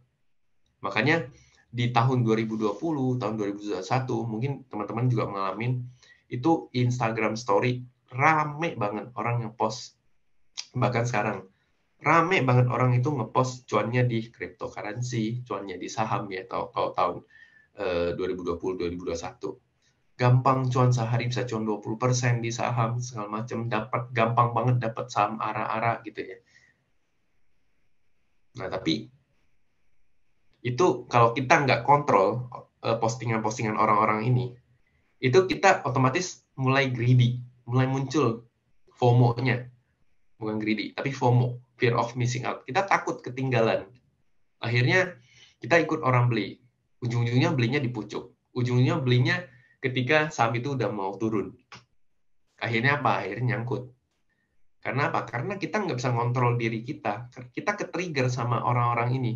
Orang-orang yang ngepost profit sekian persen, profit sekian juta, gitu-gitu. Nah, makanya kalau saya jarang banget ngelihat. Biasanya kalau saya lihat ada orang yang ngepost cuan berapa tuh, biasa saya skip. Karena saya nggak mau psikologi saya ke-trigger sama hal-hal kayak gitu. Kalaupun mau lihat, ya udah lihat. Oh, oke, bagus orang ini gitu. Jadi yang harus kita kontrol itu adalah diri kita. Jangan sampai kita ke-trigger gitu. Ya. Nah, kemudian sering kebingungan saat beraksi maupun bereaksi. kita sebagai trader pemula, kita sebagai investor pemula itu lebih cenderung kita bereaksi, bukan beraksi. Bereaksi itu ke-trigger sesuatu kita bereaksi langsung. Kita lebih impulsif gitu. Orang lagi beli saham apa kita ikutan tanpa kita tahu ini sahamnya sama apa atau kita koinnya koin apa kalau di cryptocurrency. Gitu. Orang yang sibuk ngomongin Bitcoin kita ikutan beli gitu. Sebenarnya nggak boleh sering begitu. Ketika orang ngomong saham ini, kita harus tahu ini saham apa, posisi teknikalnya seperti apa, fundamentalnya seperti apa. Itu harus kita cari tahu dulu. Kayak gitu. Itu jauh lebih aman. Itu jauh lebih dewasa lah gitu. Oke. Nah, ini problem-problem tadi yang kita masalah. Nah, semua problem ini berasal dari mana? Psikologi kita sendiri-sendiri. Kita nggak bisa ngatur diri kita sendiri. Gitu. Kita udah belajar nih namanya analisa fundamental. Kita udah belajar yang namanya analisa teknikal. Tapi kenapa kok ketika kita eksekusi, kita beli barang ini, dia turun, kita malah takut. Padahal kita udah belajar nih, udah tahu nih, ini saham apa, ini barang apa, gitu. Ini misalkan pulpen. Pulpen ini fungsinya untuk menulis. Dia punya bahannya dari gel, ya, dari gel. Tulisan cocoknya untuk tulisannya seperti apa, gitu.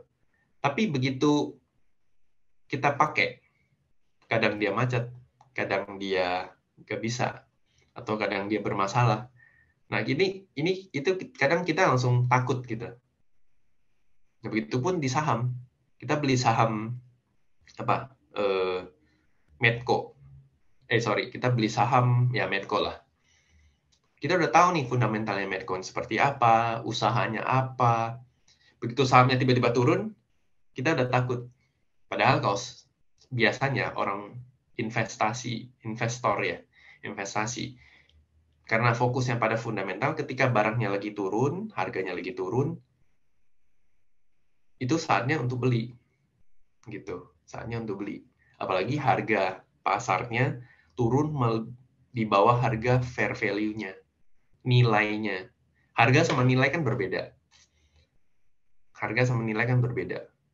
Nah, begitu ketika harganya itu di bawah nilai, otomatis sebagai seorang investor, terutama investor dengan aliran value investing, kita akan mulai beli saham ini di harga segini. Karena apa? Karena harganya tuh di bawah nilai yang ada. Gitu. Nah, begitu harganya udah mulai naik, udah di atas nih. Makanya naik, kapan jualan? Nah, makanya di investor itu fundamental itu ada yang namanya margin of safety. Kan itu bisa dihitung margin of safety-nya berapa. Ketika margin of safety-nya udah melewati batas, ya kita mau rilis profit silakan gitu. Atau kita fokusnya untuk dividend play. Kita cari saham yang memang bisnisnya bagus, cetak laba gede, nggak pelit dan bagi dividen cukup gede, ya udah fokusnya adalah dapatin dividennya. Jadi tiap kali dia dividen kita dapat duitnya ini mau kita gulungin lagi boleh, mau kita pindahin ke saham yang lain juga boleh, mau kita pakai untuk kebutuhan kita juga boleh gitu. Jadi itu yang selalu kita fokusin. Jangan sampai oke, gue mau main dividend play nih, tapi begitu sahamnya XDET turun dalam, kita takut. Waduh, gimana nih? Makin dalam nih gitu. Nah, itu harus kita bedain dulu hal-hal begitu ya. Jadi masalah dari itu semua itu adalah dari psikologi kita sendiri. Psikologi itu akan berkembang seiring dengan ya pengalaman kita. Yang namanya jam terbang, sorry to say, saya harus bilang, yang namanya jam terbang itu nggak akan bisa beli. Nggak akan bisa dibeli pakai uang.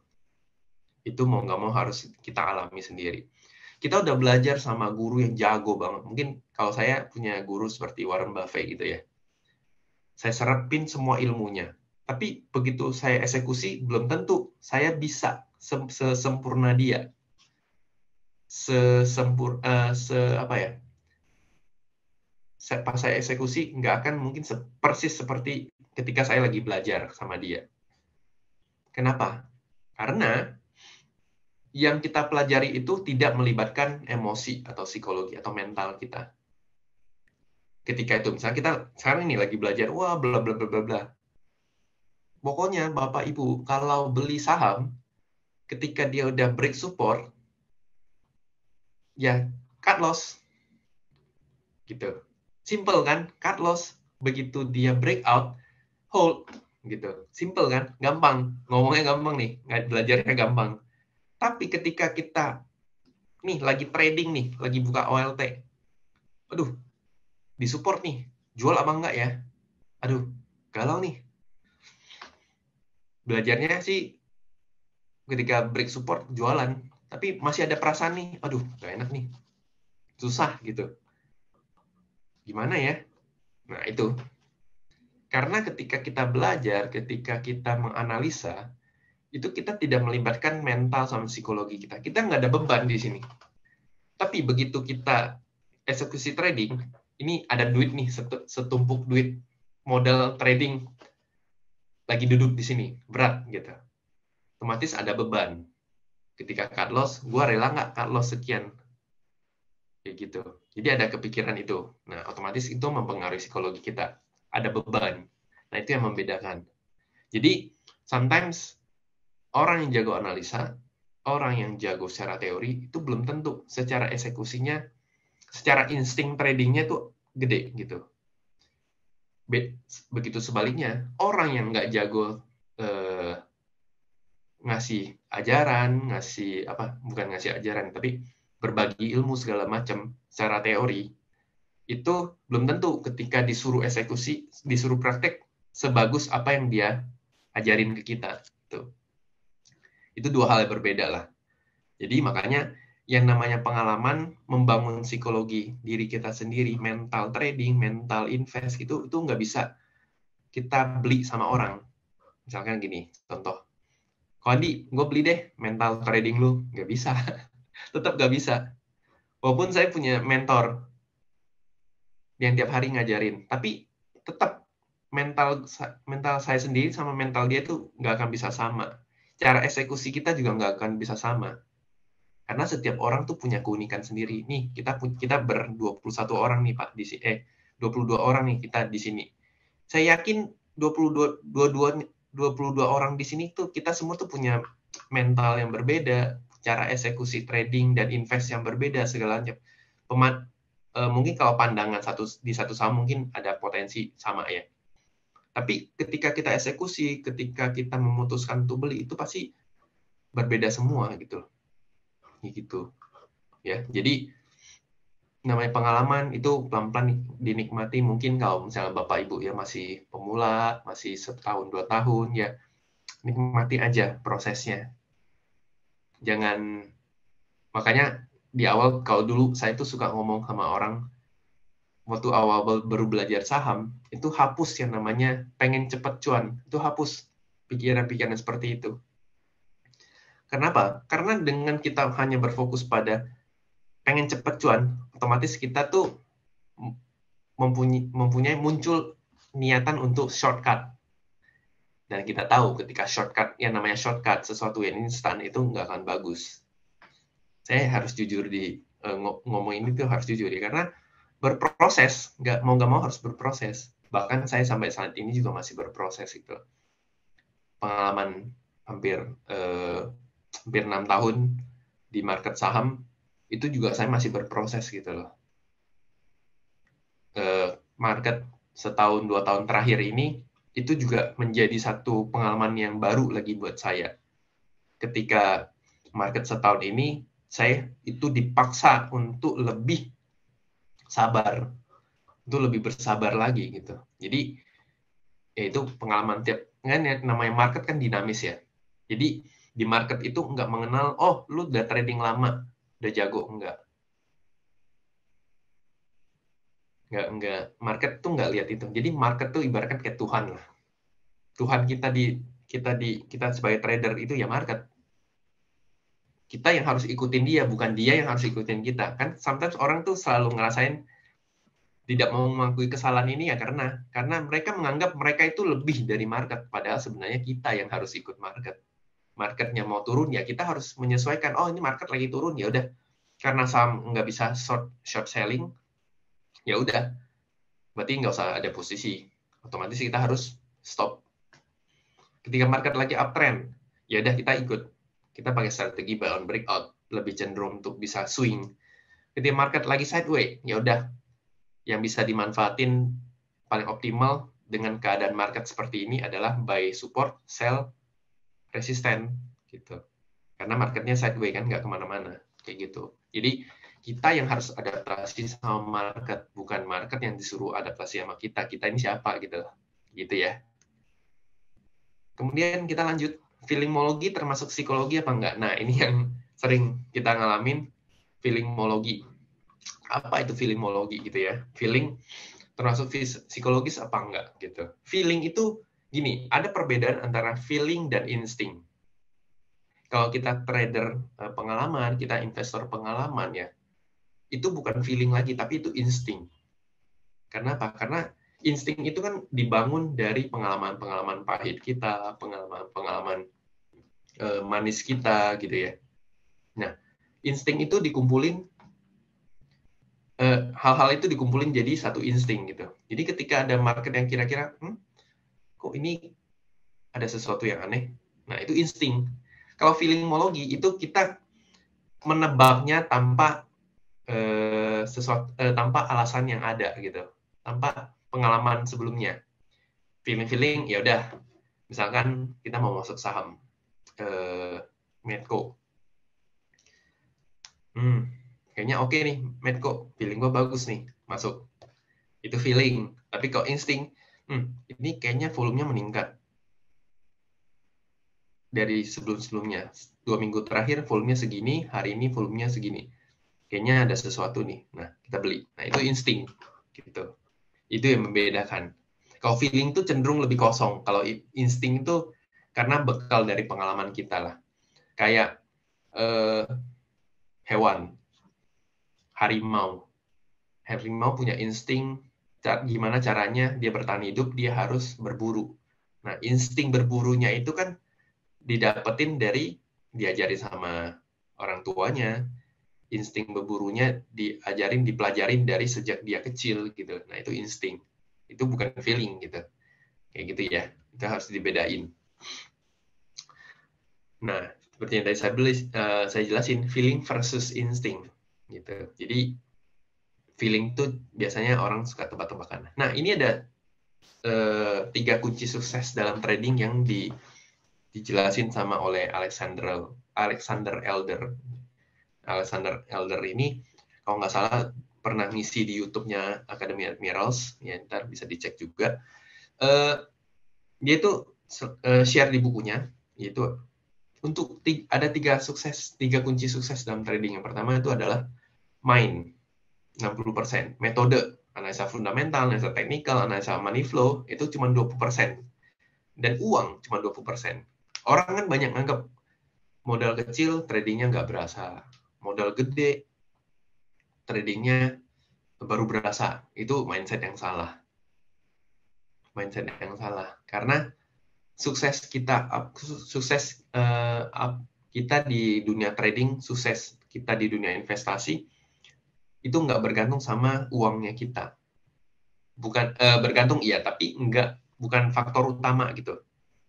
Bukan faktor utama, tapi itu faktor kesekiannya. Faktor utamanya apa? Ini mind, psikologi, mental kita. Nah, mental psikologi ini dibangun dari mana? Dari metode pertama. Terus dari pengalaman gitu. Jadi ini harus dikuatin gitu. Ini harus dikuatin. Mind itu berperan sangat penting dalam trading maupun investasi kita gitu. Kemudian itu menurut Alexander Elder. Menurut saya, 4 kunci sukses dalam trading itu, yang pertama, 30% kekuatan psikologis, 30% kekuatan analisa, 30% kekuatan manajemen portfolio, dan 10% itu keberuntungan. Kan ada istilah namanya beginner luck, ya. Mungkin kita semua pernah ngalamin ya, Bapak Ibu mungkin saya rasa juga pernah ngalamin lah, baru masuk ke satu saham, satu instrumen, tiba-tiba cuan. Nah, itu mungkin itu biasanya kita sebut sebagai beginner luck. Nah, tapi untuk bisa sukses dalam trading maupun invest, ini harus kita semuanya. Kekuatan psikologis dibangun dari kemampuan kita beranalisa, kemampuan kita belajar. Makin ada bekal di sini, otomatis menguatkan ini, dan pengalaman. Pengalaman juga menguatkan ini. Kemudian lagi portfolio management.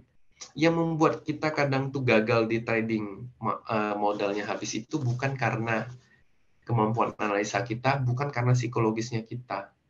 Ini berperan ya, dua ini berperan. Cuman faktor utamanya ini adalah ini. Portfolio management. Portfolio management itu sesimpel, kita punya 100 juta. Kita beli saham AHAP 80 juta. 20 juta lagi kita beli BCA. AHAP-nya turun 10%, BCA-nya naik 10%. Itu jatuhnya rugi apa cuan? Rugi kan?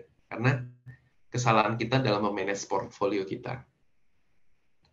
Gitu. Tapi kalau kita beli BCA, misalkan katakan 100 juta, kita pengen swing, kita manage satu saham itu 20%, artinya 20 juta untuk satu saham. Berarti kita bisa dapat 5 saham gitu. Nah, 20 saham, beli di BCA, beli di Medco, beli di Akra, beli di apalagi ICBP, INDF gitu. Nah, kenapa portfolio management itu penting? Karena itu membuat kita bisa bertahan, kita bisa survive gitu. Dan didukung lagi sama ini, kekuatan psikologis kita, karena kita udah mulai banyak pengalaman, kemudian kemampuan analisa juga seiring waktu kita belajar sana-sini, akhirnya meningkat gitu. Nah, itu semua faktor ini mendukung. Gitu ya. Jadi jangan digedein ininya. Jangan digedein keberuntungannya. Keberuntungan itu datang sekali-sekali.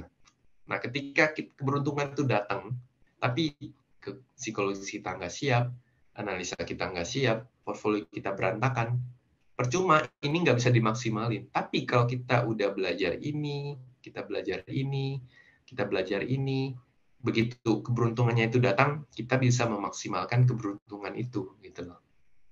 Jadi buat Bapak Ibu di sini, teman-teman di sini yang lagi belajar, ya nikmatin aja. Yang penting ini dijaga. Selagi ini masih ada, aman. Rugi-rugi, ya anggap itu masih uang belajar, tapi ruginya harus di-manage. Gitu. Kurangin lihat sesuatu yang men-trigger. Kalau kalian nggak sanggup lihat orang postingan cuan gitu-gitu, ya skip aja. Kalau kalian nggak sanggup lihat, ya udah skip aja, nggak usah dilihat. Percuma, itu nggak bisa bikin kalian termotivasi apa enggak, itu kan balik lagi ke kita. Kalau kita termotivasi untuk belajar lebih giat, bukan termotivasi untuk HK lebih banyak, ya itu harus bedain. Kita lihat orang bisa profit 100%. Kita harus tanamin motivasi itu untuk belajar. Kenapa orang ini bisa? Kenapa gue nggak bisa? Motivasi ya, motivasi untuk belajar, bukan motivasi untuk HK lebih gede. Ya itu harus bedain. Orang cuan 20 juta. Bisa aja modal trading di saham itu katakan 1M. 1M untuk nge-reach 20 juta kan cepat.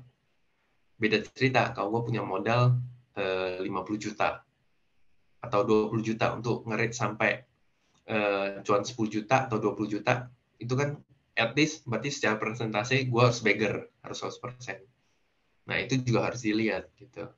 Makanya kalau kita saat ini lagi proses belajar, kita ada hal-hal yang nge-trigger kita untuk bikin kita greedy, bikin kita FOMO, bikin kita jadi takut, yaitu dikurangin. Kira-kira gue trading, misalkan gue punya modal di saham misalkan 1M. Tapi ketika gue beli 200 juta di saham BRI, dan dia turun 3% dan gue gemeteran, berarti itu secara mental sama uang yang kita miliki itu masih belum sinkron. Itu pun harus dilatih. Jadi punya uang banyak, masuk ke satu instrumen, itu belum tentu secara mental psikologinya itu belum tentu sebanding sama uang yang ada. Itu pun harus dilatih pelan-pelan. Rasanya ketika gue beli satu saham 100 juta, rasanya seperti apa? Ketika gue beli satu saham 50 juta, rasanya ketika lagi naik, lagi turun, rasanya seperti apa? Itu harus kita tahu. Nah, pengalaman itu, insting itu, rasa cuan, rasa loss itu kan nggak bisa dibeli. Rasa itu kan didapat dari pengalaman kita. Kalau kita nggak haka rasanya 100 juta di saham BCA, atau kita nggak pernah tahu rasanya, kalau kita nggak pernah HK 100 juta di saham Medco, kita nggak akan tahu rasanya ketika saham itu lagi naik turun. Gitu. Apakah saya mengalami? Iya, saya mengalami. Saya pertama kali belajar beli saham 10 juta aja saya gemeteran. Saya takut dia turun, karena saya nggak siap. Tapi seiring itu belajar pelan-pelan. Ketika gue punya modal 10 juta, gue mau beli satu saham 10 juta, kalau dia turun ke 5%, artinya gue akan mungkin rugi sekitar 10%, gue akan rugi mungkin sekitar 1 juta.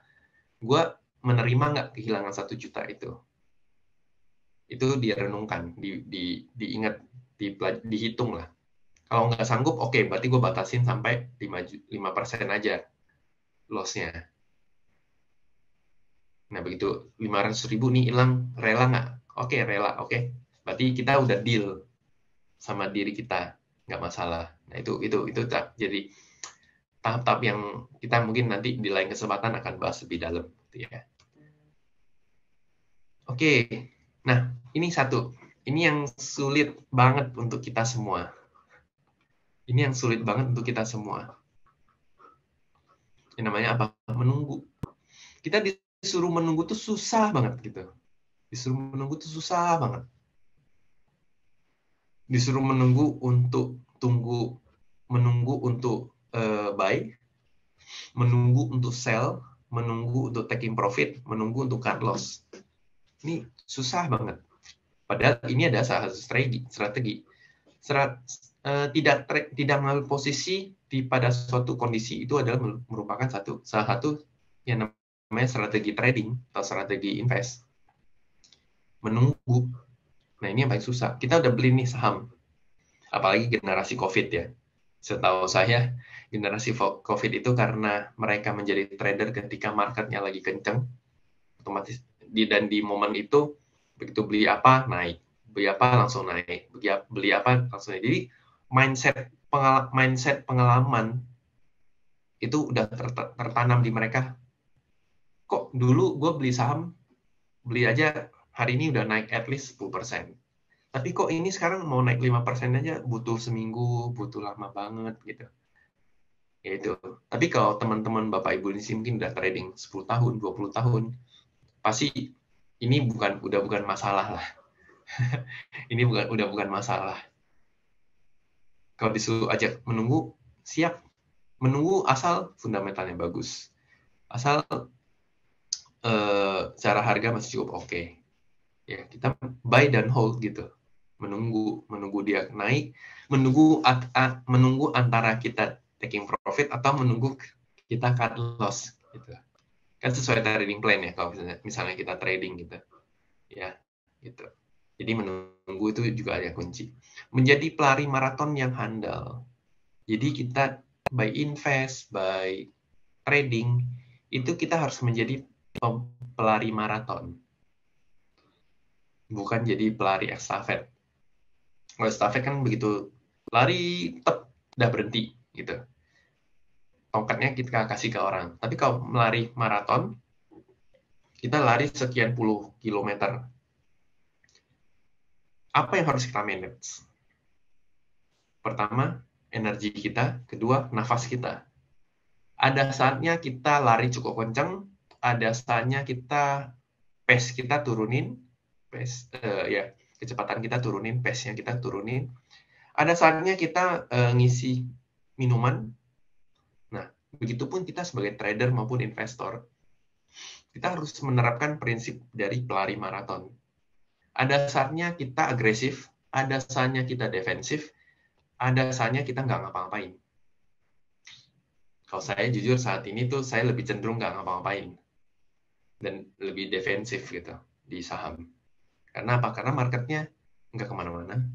Marketnya agak susah di trading kan. Ya udah, karena marketnya susah di trading kan, ya udah saya akan memilih untuk diem. Gitu. Ada saatnya kapan ada saatnya agresif, tunggu marketnya uptrend.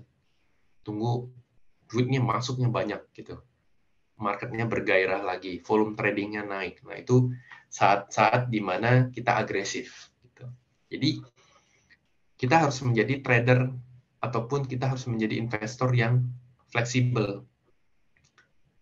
Jadi investor yang fleksibel. Ketika marketnya lagi bersiap untuk bisa agresif, ya kita agresif. Tapi ketika marketnya tidak bisa diajak agresif dan cenderung defensif, ya kita juga harus defensif gitu. Nggak bisa kita paksain. Gitu ya. Oke, ini sisa 15 menit, mungkin saya akan cepetin.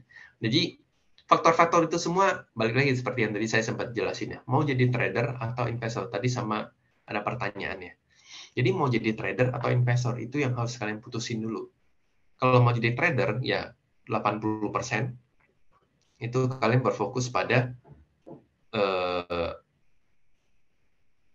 analisa teknikal, dan 20%-nya analisa fundamental. At least kalian tahu fundamental. Tapi yang difokusin itu adalah harga, price action-nya. Gitu. Sebagai trader. Kita sebagai pedagang. Jadi, market saham itu, ini satu hal. Market saham itu nggak cuma fokus untuk seorang investor. Market saham itu, nih trader sama investor nih simbiosis mutualisme. Saling membutuhkan. Market kalau nggak ada trader, nggak ada volume. Ya kan, otomatis kan. Kalau nggak ada trader yang jual beli kan otomatis nggak ada volume. Otomatis nggak bisa menaikin harga. Ini investor cuma beli, diem, udah. Tunggu naik. Yang naikin siapa? Ya trader. Terus kalian mau musuhin trader? Ya nggak juga. Kan nggak bisa gitu kan. Benar nggak? Makanya kalian harus memilih mau jadi trader, mau jadi pedagang, atau mau jadi investor. Itu terserah. Tapi kita harus menegaskan diri kita, oke, gue akan jadi trader. Atau gue akan jadi investor. Karena begitu kalian udah tahu kalian mau jadi apa, fokusnya tuh lebih enak. Trader ya, gue akan fokus belajar technical, belajar pengalaman trading, belajar fundamental dikit, gitu. Belajar money flow. Mau jadi investor, gue harus fokus belajar fundamental, gue harus mempelajari cara berbisnis, cara perusahaan itu berbisnis, gimana rasio keuangannya mereka bisa naik, apa masalahnya, gitu-gitu. Lebih ke penekanannya itu ke fundamental. Teknikalnya hanya sebatas titik entry. Ketika satu fair value dihargain segini, harga sahamnya di segini. Oke, gue akan lihat secara dikit dari sisi teknikalnya apa. Oh, dia dekat support nih, ya udah gue beli. Tuh. Tapi yang 80 yang saya fokuskan itu adalah fundamentalnya, gitu. Itu yang Bapak Ibu di sini, kita ada 20 orang di sini, itu yang membedakan gitu. Kita harus bisa membedakan. Tapi kok bisa nggak satu orang itu bisa menjadi trader dan bisa menjadi investor? Bisa. Tapi itu harus dari kalian sendiri. Yaitu apa? Kalian fokus pisah dua porto. Porto trader, porto investasi. Saya melihat saham BCA sebagai investasi jangka panjang. Ya udah, yang saya lihat itu adalah laba, profit, cara mereka mencetak uang, NPL-nya berapa, kemudian apa lagi, ya, rasio-rasionya berapa, gitu-gitu. Itu yang difokusin, bukan memfokuskan ini harga lagi uptrend, ini udah di resist, ini udah lagi di support, enggak. Jadi kalau yang di porto investor ya harusnya yang memikirkan itu, lihatnya itu gitu. yang di Porto Trading, ya fokusnya bikin trading plan, tradingnya pakai harga, at least tahu ini perusahaan apa gitu. Jadi itu harus membedakan. Ya, oke. Tentukan terlebih dahulu. Jadi coba belajar untuk menentukan diri, gue mau jadi trader atau gue mau jadi investor. Oke ya. Ini ada pertanyaan, ntar saya jawab. Oke, kita akan, ini sesi terakhir. So how? Ya. Tetapkan tujuan. Jadi seperti balik lagi ya, saya udah bahas belajar teori dan praktik, kemudian evaluasi, fokus pada proses ya, latihan memiliki emosi yang stabil ya, karena orang yang dengan kecenderungan memiliki emosi yang stabil biasanya tradingnya jauh lebih bagus. Tapi kalau orang yang memiliki emosi yang labil, yang gampang ke-trigger, biasanya agak berat untuk trading. Gue harus bilang hal itu karena gue melihat banyak orang dengan kalau orang yang cenderung lebih secara emosionalnya membludak-bludak, itu biasanya dalam eksekusi trading itu lebih gampang ke-trigger dari emosinya ketimbang dari strategi yang diterapin. Jadi buat teman-teman mungkin kira-kira tahu, oh gue nih orangnya emosional, gampang ke-trigger gitu-gitu. Nah itu coba di-manage pelan-pelan kalau mau sukses di trading maupun di investasi. Karena itu cukup mempengaruhi kita semua. Kemudian money management juga jangan lupa, ya itu hal yang penting juga. Oke. Trader hebat ada trader yang terlatih mengendalikan emosi dalam trading. Ya, jadi trader yang hebat itu ada trader yang terlatih mengendalikan emosi. Bukan trader hebat adalah trader yang jago analisa, ya, bukan. Tapi jago terlatih mengendalikan emosi. Kemampuan mengendalikan emosi didapatkan dari pengalaman trading selama bertahun-tahun di market. Jadi nikmatin aja. Jadi nikmatin proses kita. Jadi nikmatin prosesnya kita, gitu ya. Oke. Nah, kita akan masuk ke beberapa saham yang menarik. Nah, teman-teman kalau misalkan mau screenshot, ini juga boleh.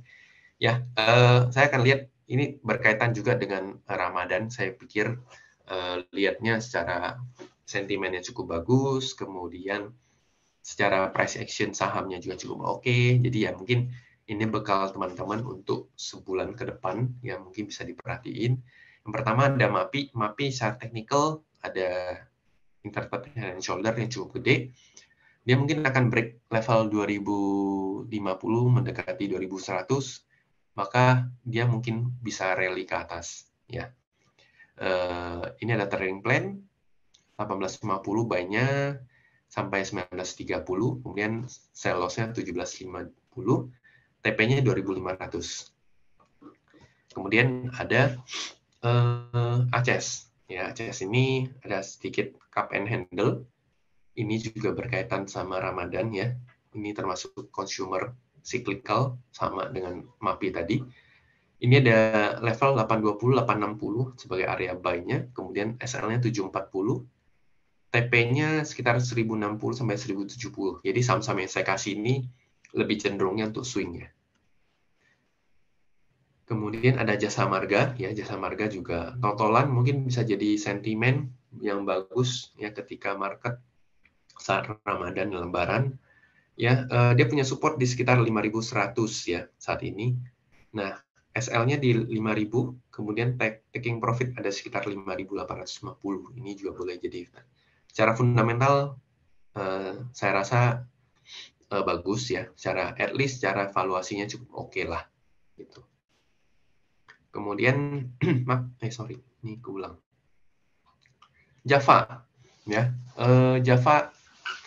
Java ini lagi di atas area mendekati area resisten. Tapi kalau dia breakout maka ada potensi dia itu bisa naik ke sampai level 1425 ya.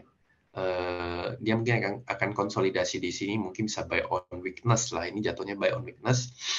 Kalau dia di atas lagi di atas 1120 masih cukup oke, tapi kalau udah di bawah itu mungkin bisa cut loss dulu. Buy-nya di range ini, itu yang untuk Java. Kemudian Antam Antam itu di level dia kemarin udah break 1600 ya, dan saat ini lagi konsolidasi. Jadi selagi di atas 1590 sampai 1600 itu cukup oke, bisa masuk bagi yang belum punya. Kemudian cut loss-nya di 1550, taking profit-nya sekitar 1760 sampai 1770, sekitar area ini gitu ya. Oke, next itu ada Inco. Nah, Inco juga hampir sama ya, ada rounding bottom, dia udah breakout kemarin di 4.200. Nah, saat ini lagi pullback ya, pullback itu lagi menguji level breakout-nya. Jadi kalau dia bisa buy dan naik lagi sampai 4750 ya targetnya. Nah, jadi area buy-nya di sekitar 4.200 sampai 4.220. Cut loss-nya di bawah 4150 ya. Kemudian oke, ini Q&A. Oke, sebentar. Oke, ini saya akan jawab beberapa pertanyaan ya. Saya akan jawab beberapa pertanyaan.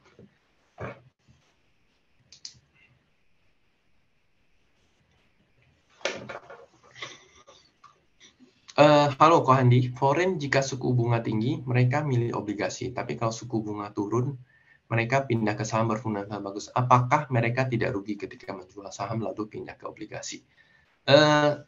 Kita nggak bisa lihat harganya mereka itu sebanding sama kita. Seingat saya, mereka itu kan lumayan banyak di bankingnya kita ya. Contohnya di bankingnya kita ya. Nah, mereka itu dari harga-harga bawah tuh ada. Jadi mereka itu biasanya cenderungnya misalkan punya 100% nih di saham ini. Nah, mereka itu nggak selalu jual sampai habis. Mereka tuh jual sebagian. Nanti mereka masuk lagi. Jual sebagian, itu masuk lagi gitu. Jadi mereka itu nggak yang langsung jual habis seperti kita. Jadi yang namanya foreign tuh biasanya kecenderungannya adalah foreign investor, foreign institusi, bukan retail seperti kita. Jadi biasanya yang namanya foreign, yang benar-benar foreign ya, kan kalau di ISG itu ada istilahnya asing sama aseng. Ini kalau yang asing tuh benar-benar kayak instansi lah. Jadi dia bukan personal gitu ya. Nah, biasanya mereka itu ada proporsional, ada porsiannya lah, ada alokasi asetnya. Jadi ketika mereka udah cuan ini pindah dari sini, nah apakah mereka rugi apa enggak? Mungkin kadang bisa rugi karena juga pertimbangan selain mereka pindah dari saham ke obligasi, kemudian ada namanya spread dolar ya, spread mata uang. Nah itu biasa mereka hitung gitu. Mereka hitung rugi-rugi dikit, cuman kalau lebih safe ya why not gitu. Jadi mereka nggak selalu lihat dari rugi dalam nilai, tapi resiko gitu. Makanya saya juga sempat sering ngomong kan kalau misalkan kalau instansi manajer investasi segala macam, terus orang yang punya duitnya gede, itu biasanya mereka nggak akan cuma lihat profit. Misalnya mereka lihat obligasi cuma cuannya 6% imbal hasilnya setahun. Tapi yang tidak kita lihat itu adalah ini ada resiko.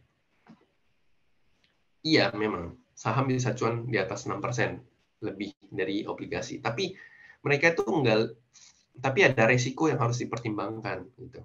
Jadi mereka tuh lebih milih untuk lebih safe lah, lebih aman ketika ketika marketnya nggak terlalu kondusif ya mereka lebih milih 6% lebih aman gitu. Kayak gitu. Cara mikirnya tuh kayak gitu, Pak. Gitu ya. Slide topik di-share nggak? Nggak di-share di Telegram. Makanya tadi saya bilang kalau mau screenshot nanti kalau mau screenshot silakan. Hai Kohandi, bagaimana cara terbaik untuk baca flow masuk ke suatu saham? Baca flow di suatu saham itu sebenarnya saya gimana jelasinnya ya? Karena itu cukup rumit ya. Karena itu harus ada sesi khusus ya belajar tentang itu. Cuman simpelnya adalah biasanya kalau berbicara bandarmologi itu kan kita lihat dari broker summary yang pertama. Jadi ada beberapa broker atau sekuritas yang kita anggap ini tuh broker retail. Kemudian ini juga ada broker asing, broker yang non retail. Dalam artian broker-broker ini jarang dipakai oleh retail. Tapi untuk sekarang ini tidak menutup kemungkinan broker retail ini juga dipakai oleh mungkin big player, instansi gitu-gitu. Ya, jadi makanya yang harus kita lihat itu adalah flow-nya. Jadi frekuensinya ketika mereka lagi beli itu berapa? Itu satu. Ya, terus kemudian kita juga harus membedain. Kalau misalkan saya lihat banking, saya lihat Astra Telkom yang gede-gede blue chip, itu kecenderungannya biasa saya lebih lihat analisa flow-nya tuh lebih kepake dari sisi foreign flow. Karena sepengalaman saya, sepengalaman market, kalau mereka foreign flow-nya masuk di BCA, BRI, Mandiri, BNI, kalau masih selagi inflow, itu harga sahamnya akan cenderung naiknya lebih stabil. Gitu. RALS gimana? RALS saya nggak begitu rekomen Pak Cecep karena saya mikirnya gini, secara bisnis RALS itu udah mulai terkikis sama online. Kan RALS itu kan biasa lebih fokus ke middle ke bawah ya. Income-nya middle ke bawah gitu. Nah, sekarang orang-orang yang middle ke bawah itu secara ekonomi, itu mereka udah jago belanja di TikTok, belanja di Shopee gitu-gitu. Ya kan? Coba kita iseng-iseng nanya lah nanti, teman-teman. Mereka tuh udah jago belanjanya di online. Nah, otomatis ini menjadi ancaman untuk RALS. Makanya saya melihat RALS-nya nggak begitu oke gitu di ini. Iya, kemarin JP keluar dari RALS, ya, mungkin gara-gara FTSE juga. Iya, betul, Pak Cecep. Gitu. Jadi, nah ini kalau teman-teman kalau mau screenshot nih, saya kasih bentar. Nah, ini. Saya hitung ya. Sorry. 1. Ini kalau mau screenshot, silakan. MAPI. Udah. Ini RALS. Sorry, ini ACES. Silakan. Kalau udah. Kemudian Jasa Marga. Kemudian MAPI. Kemudian Java. MAPI tadi 2 kali, sorry. Kemudian Antam. Kemudian Inco. Kemudian udah. Oke.